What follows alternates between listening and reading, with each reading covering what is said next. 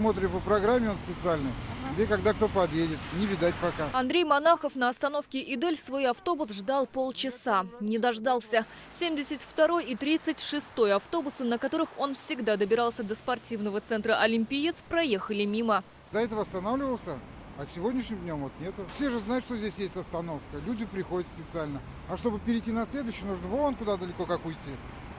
Там еще 2 пятиэтажки вперед туда пройти. Поэтому уж, я думаю, здесь должна остановка быть.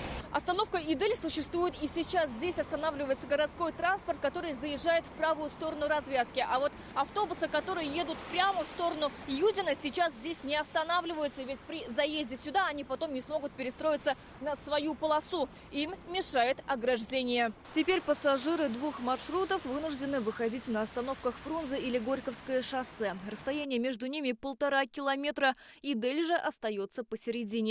Это проблемный участок, жалуются жители. Так, с 72-го автобуса на Горьковском шоссе вышла Маузида Валиева. Едет с колхозного рынка, живет рядом с остановкой «Идель». Но путь домой стал настоящим испытанием. Пенсионерка с больными ногами и огромными пакетами вынуждена идти около 20 минут.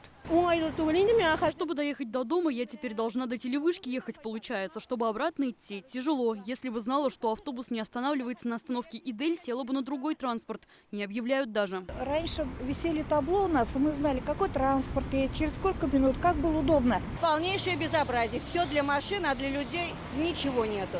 Почему не думают о людях? Здесь пенсионеры. Подъезда к дворам тоже нету. Ни скорые, ни пожарные. Как они подъедут? Я не знаю, потому что здесь объезд, черт знает откуда надо проезжать. Об изменениях исполком города сообщил в середине ноября, после открытия 3-уровневой развязки на пересечении Горьковского шоссе и улицы Восстания.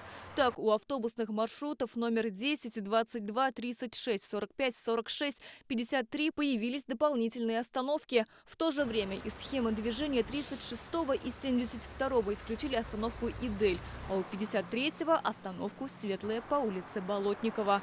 Сирина Васильева, Адель Миндубаев, ТНВ, Казань.